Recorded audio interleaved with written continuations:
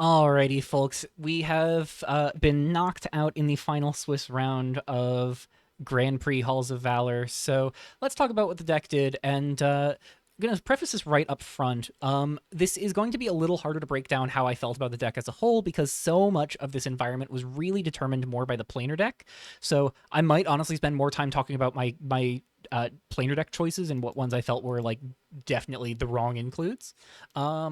And ways I feel I could have maybe built better around that, but I don't want to spend too much time on that. So here's what I'm going to tell you all right now. Rather than spending a lot of time talking about Planechase, a format that we only got this first month of, and then otherwise we probably won't see for another year or so, outside of casual games, I would much rather take this time to focus on Chikyu Chaos Reigns as a whole. This is the final season, the final month of the Chikyu Chaos Reigns season. Next month begins the Errors in the Weft and Kitsuo Dusk of Time season. If you haven't seen the first half of my set review, I'll put a little time card up in the top right about now. Otherwise, two very exciting sets that are going to shake up the format in a lot of ways. So I'm going to do a little bit of dwelling on this deck, and then we're going to do a bit of talking about the decks that I brought over this season and the meta as a whole over this season. I'll have things sectioned out if you want to jump to the season as a whole thoughts, or if you'd rather stick along and see how I feel about the Planechase stuff. Okay. All right. Cool. So. Titans, golems.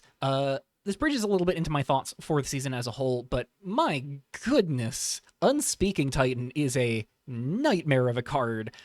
So many of the games we won were off of the back of Unspeaking Titan, really just scamming the game in a lot of fashions. Unspeaking Titan and Unyielding Titan feel so strong to be having them available to you, and they're so oppressive to be across the table from. Unflinching Titan, very good in its own right, though. All three serve a function, and they play together so well. We'll get more into my thoughts on the Titan package as a whole as we get into talking about the format as a whole as of the GQ season. But my general thoughts are they're sweet, maybe a little pushed in the sense of Unspeaking Titan in particular, but we've seen these Titans be stronger than they currently are. As you all may remember, Unyielding Titan used to grant Death Touch instead of Menace, and so that was definitely far more powerful than Menace, but Menace is still also very good. But yeah, I like the Titan package. Herald of Awakening, I'm iffy on. I think I wish I'd had the foresight of Laurel, who is one of our final contenders in the Worlds tournament right now. Laurel specifically included Herald of Awakening alongside. Just gonna pull it up here.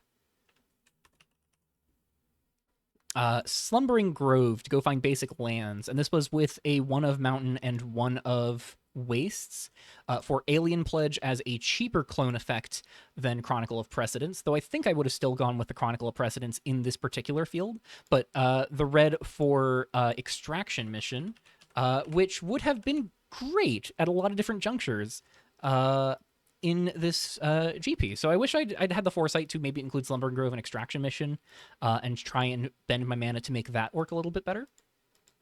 Otherwise, the big takeaways here. Corrupt Congressmen and Grassroots Campaigners felt really good when they were really getting to do their thing. When they weren't getting to do their thing, they really kind of just sat in my hand. And they felt like they would be really awful cards to play. And that was oftentimes, even if I had a way of getting a clique to make free pledges every turn. Yeah, Pledge is a little weak right now.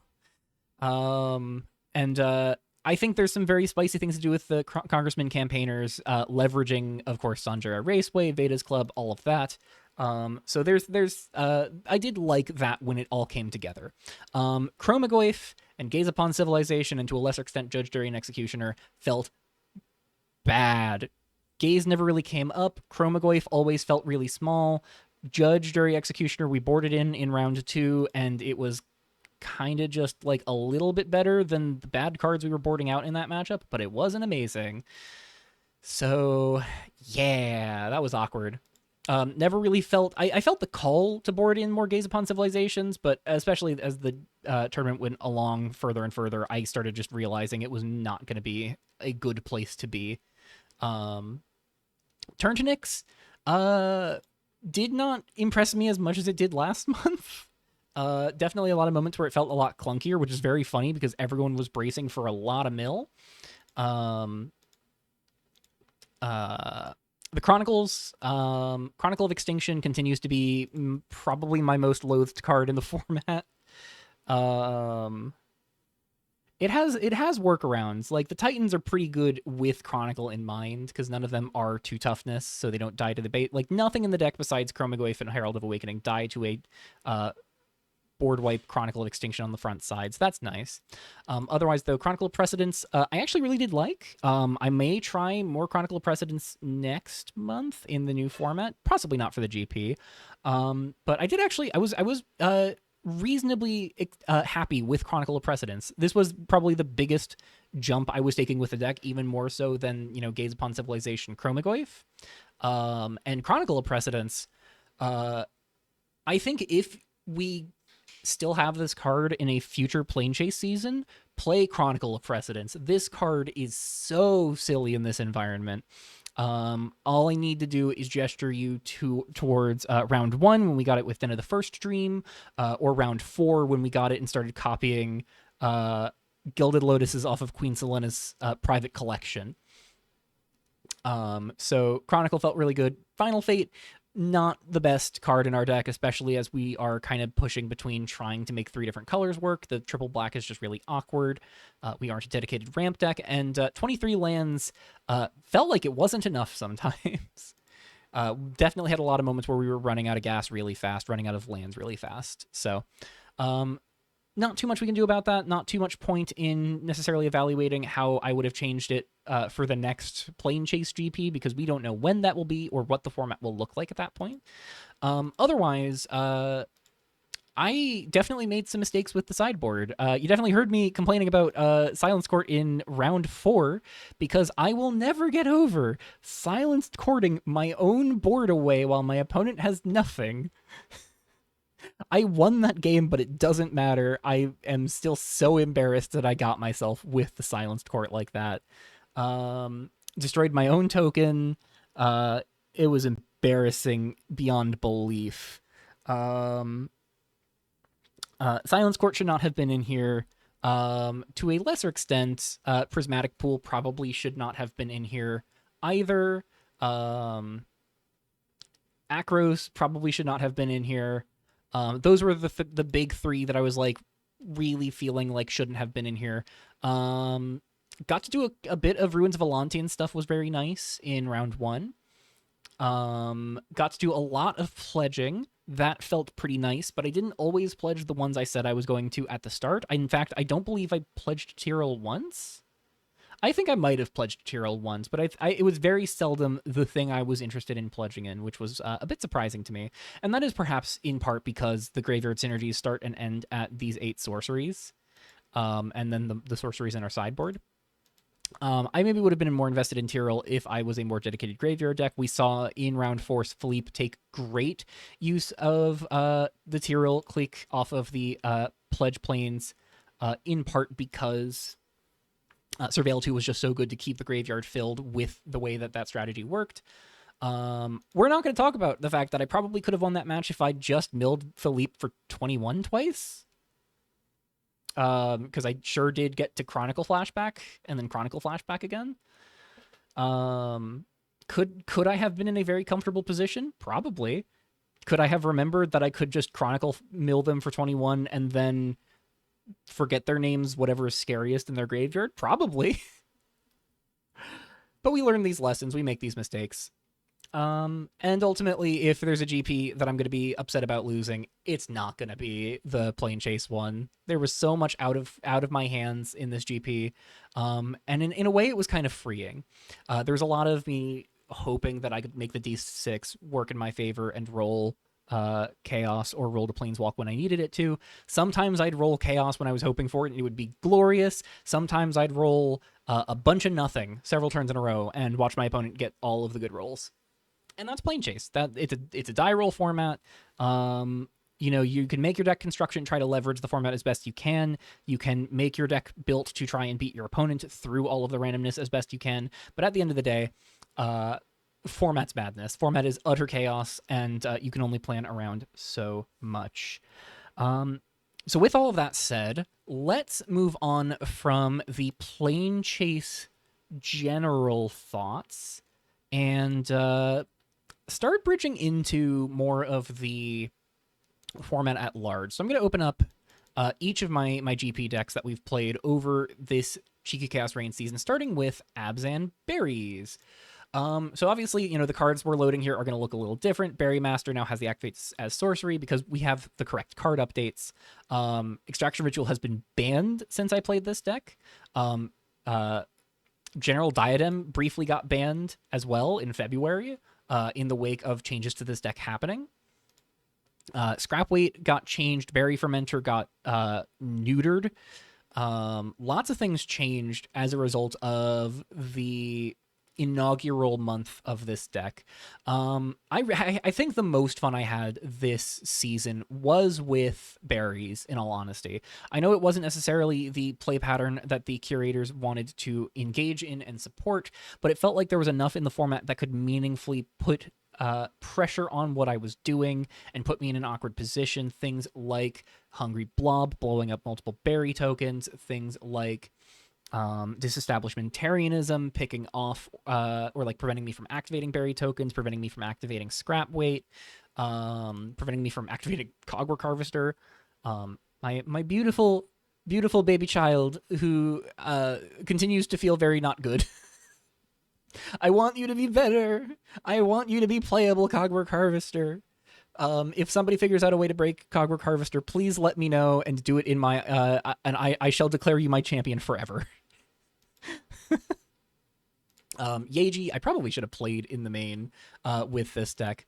But in month one, obviously, we know... and actually, let me see if I can get a little sneaky with this and pull up the Mishiro Town bracket. Yeah, let's do that. Let's do deck list stream view here. Mishiro Town. We ended with Ricky Rister versus Itai Ukul. Ricky on, of course, their Abzan Consonance deck they've been on all season, with minute changes between months, like Skotha jumping up to more copies in February and March as well, because didn't change in March, it changed in April. Still no earthly idea how Skotha got by that long, because folks were definitely proving Skotha was a problem. But also a problem was Warden of Depths and Aqua Crew. Of course, Mishiro Town, the first of 3 Grand Prix, just absolutely taken over by a black-green graveyard strategy. And so if we look at the like top cut as a whole, Chipmunk on Harbor Mail really was the format. We have Chipmunk on Sultai surface with Callisto and Morbid Bloomer and Eager Scavenger and Jack Monster Mentor even. Scribble on Titans. Backwin Unyielding Titan gave Death Touch, and it was just such a nightmare to block. Split Moon, of course, on the Sultai Flash plan as well, with Blind Keela. Multiple people Split Moon. Itai, I believe, also identifying that Blind Keela worked very well with the surface package of just like Aqua Crew working very nicely with as a flash spell, and you get to want to play so many instant speed pieces of interaction, being mindful that Blind Keela then provides you a lot of value, as well as a bit of pressure. And of course, Itai beat Split Moon, beat Chipmunk, beat multiple surface decks on the surface deck to get to the finals against Ricky. Cool Beans was our first champion on Bats and got the top cut, even in spite of Replicrawler being an anti-synergy, because surfacing casts a copy of a spell, which is not creating a token copy.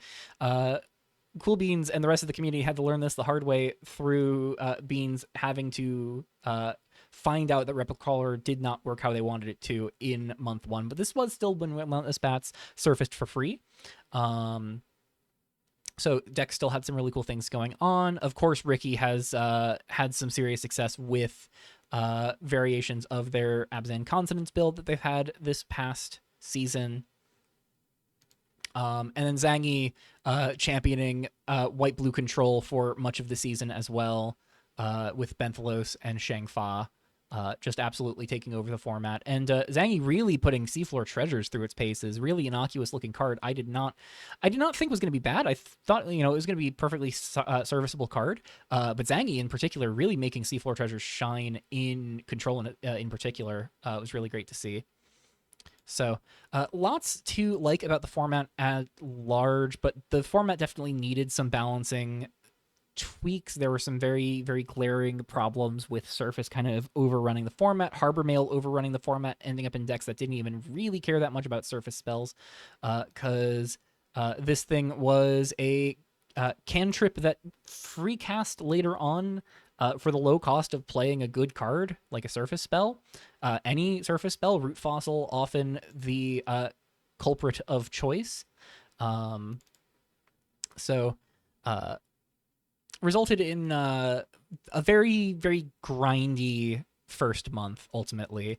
But we move on from GP Mishiro Town to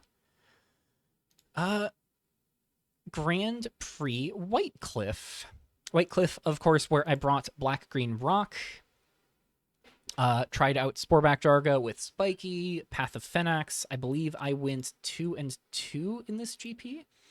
I'm gonna go double check that real quick. No, I went 1-2. Or no, I did go 2-2. This was a five round GP. Yeah, right. That's something to celebrate as well. Before we carry on too much more, we had 2 GPs this season with over 32 players. The first and second time in Revolution history, I believe, that we've had that many players, or not the first time in Revolution history, but the first time since the very first month of the format's history.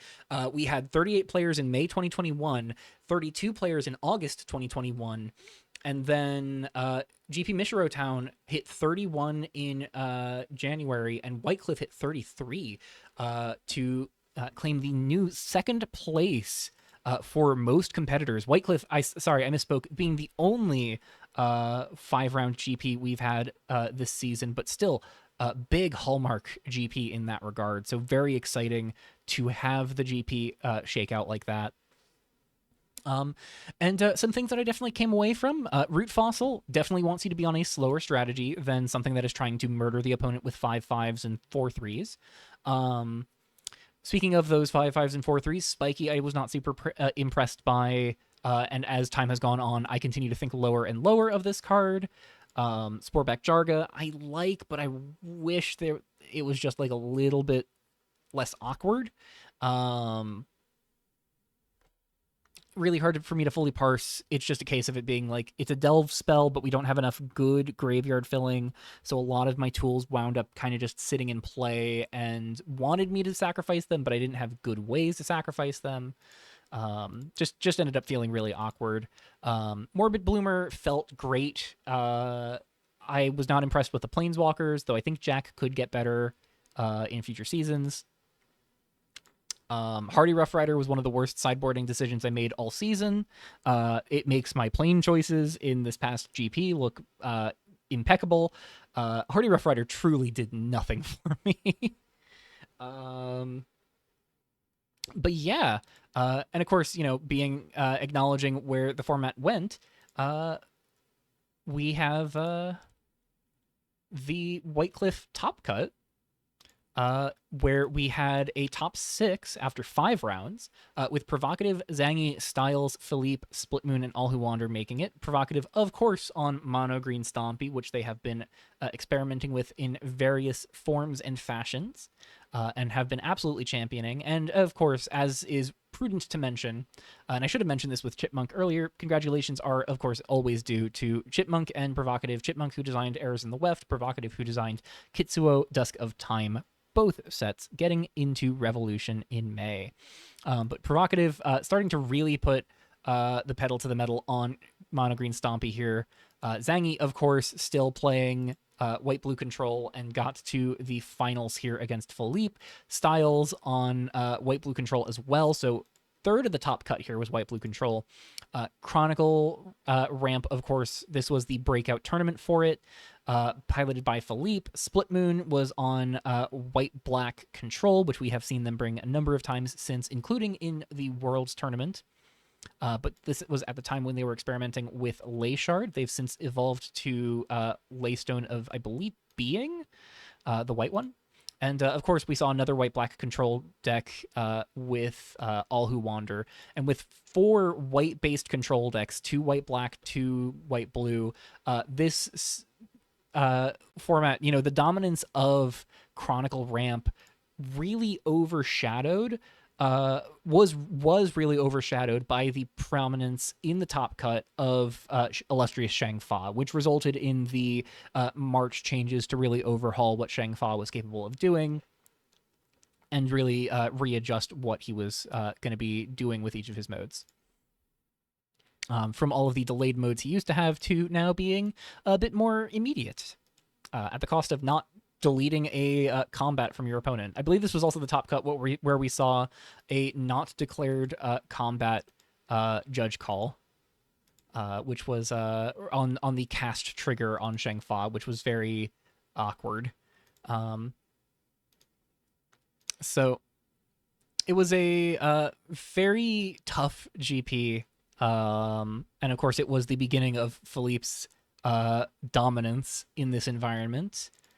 But of course, if we're going to talk about Philippe's dominance in this environment, then I suppose we should move on to GP Petrasia, where I brought Lightspeed Launcher.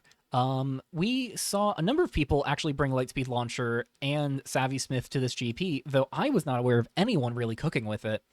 Was very surprised and very happy to see Lightspeed Launcher get so much love in that particular tournament, especially as it was the last normal GP for folks who weren't qualifying for Worlds to really get a chance to play these Hyperpop cards in their normal context.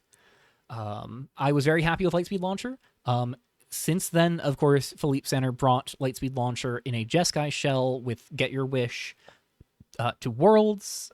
As of recording, Philippe has, of course, unfortunately been knocked out of the lower bracket, though they made it pretty far and were one of the, I believe, one of the last 5 players in the bottom bracket fighting for contention of the grand finals. So Jeskai Lightspeed definitely put up some results. It's going to be sad to see Lightspeed go. I think I really wish I could have given this card more of a fair shake and tried it out in future formats. But at the very least, maybe it'll be something to return to when we go back to Eternal. Now that folks have a better sense for how good this card is. I mean, I was seeing people forget that it has gives creatures first strike and still just going, yeah, it just draws a bunch of cards. It's good. Lightspeed Launcher, very, very strong.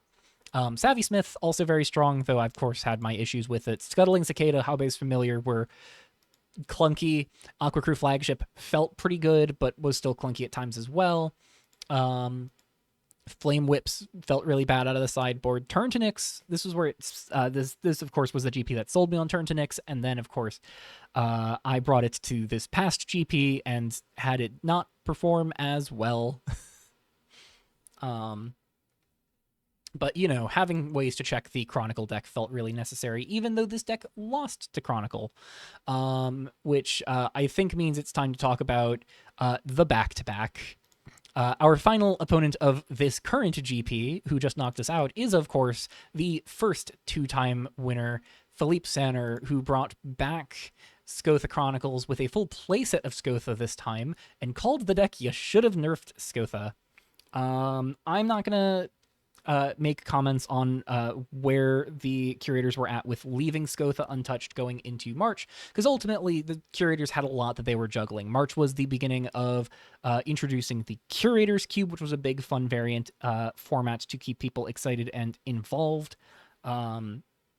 March was, of course, hype ramping up for set submissions to get into this May rotation. There were a lot of other things that wound up on the curator's radar that got addressed in the March patch.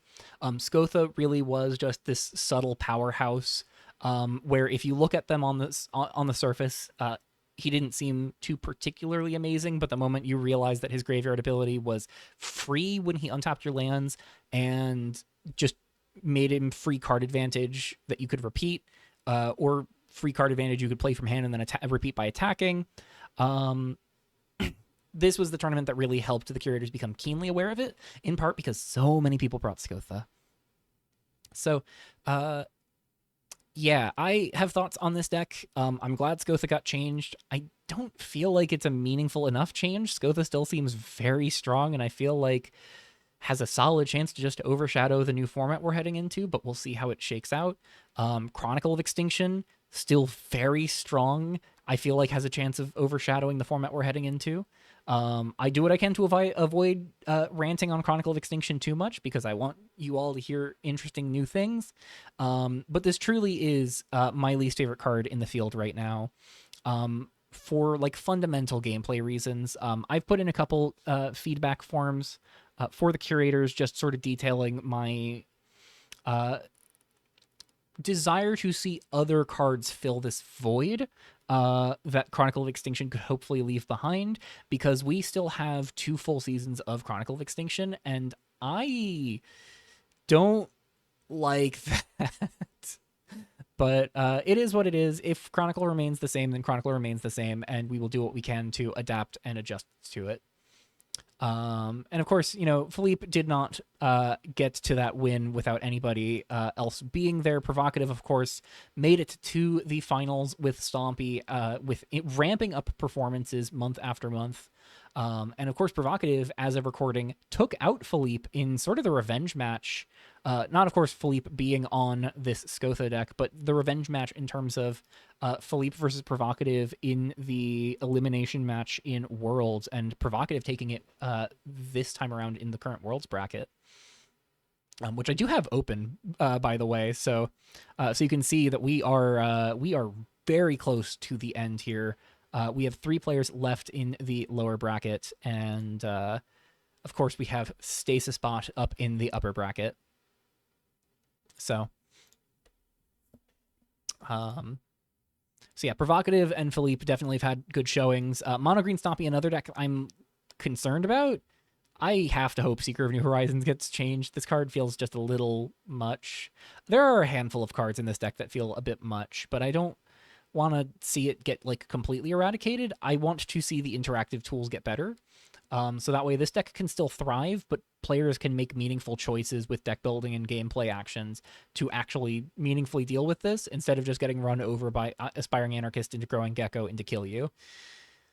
And of course, those weren't the only decks in the top cut. We had Kilgaris, who was also on Green Stompy, not a great example, but we had Kumrak, who was on Esper Kanai control, and was, I believe, actually specifically the player who knocked me out of this GP. Super sweet deck. The Kanai Stone, really cool control tool I'm looking forward to seeing more of, especially since it is tutorable off of the new white 2-drop enchantment tutor that tutors a legendary white spell, because Kanai Stone fulfills that category. So now Control can find their Kanai Stone more reliably if they want, or can find something like a Benthalos or a Planeswalker. Like Sinido, which was also in Kumrak's deck. Chipmunk, of course, on more Sultai Scotha stuff here. Doing some Seafloor Treasures, Cast from Graveyard, flashback stuff with Aqua Crew. This, of course, was what caused Aqua Crew to be changed from once each turn to once a game, unless you control a creature named Warden of Depths. And and we got that Aqua Crew change in this April patch. So things that definitely had to force the curators to think about whether or not Aqua Crew had been meaningfully enough dealt with.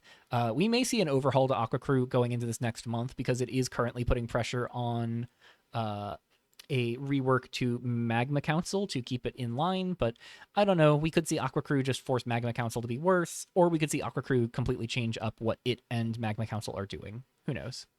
But yeah, this was a very Cat and Tree on EO Harmony. This was a cool deck to see get this far. Ricky, of course, on Skotha as well. Philippe, of course, the 4 Skotha deck. And then Magma Dragon, I believe, on Swablu. Stratus Fledgling with Rain Dance, or not Rain Dance, Primordial Seas.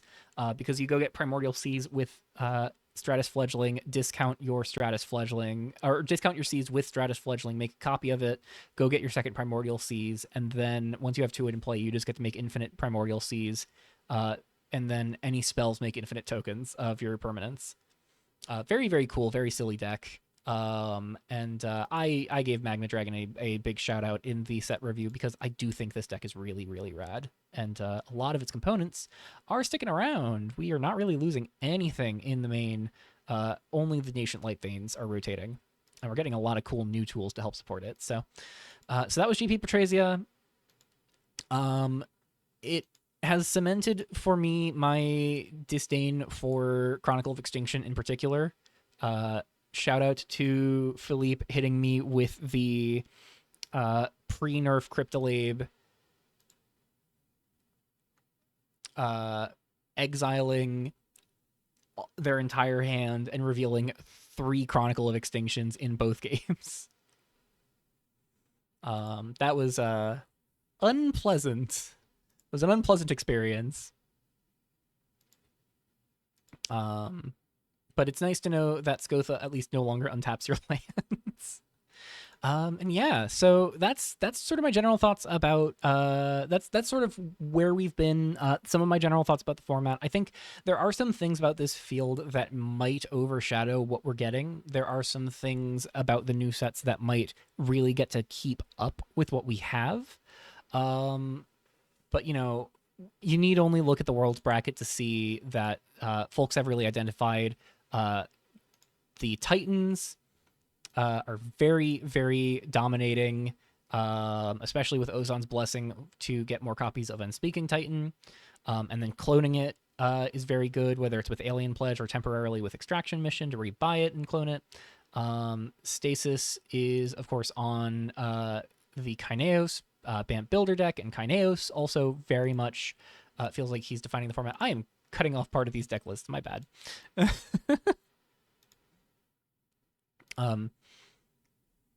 Kaineos also feeling like he kind of defines the format in the current state, and I know a lot of folks are eyeing him and seeing how he might change going into May. Lots of things to like about the format, lots of things to be wary of going into May, but obviously we have a full patch notes to anticipate in May for changes to pre-existing decks, changes to cards we're getting in this rotation. So while I am busy at work on the second part of the set review, do know that there's still plenty more to come between of course, that second part of the set review, the eventual patch notes at the start of next month, and of course, there's also Worlds, which is wrapping up, as you might be able to gather from the state of the bracket. So we'll have some coverage of some key Worlds matches headed your way as well. With all of that said, I have had a lot of fun with GK Chaos Reigns season. Lot of very fun games, a lot of laughs, a lot of heartbreak. Only 1 top cut this season. I can do better. So let's put it out there. 2 top cuts next season. Maybe we can even make a semifinals. Maybe we can even make it or win a finals. We'll see how things shake out. I'm looking forward to going through all of it with all of you. And in the meantime, take care of yourselves, and I'll see you in the Revolution chat.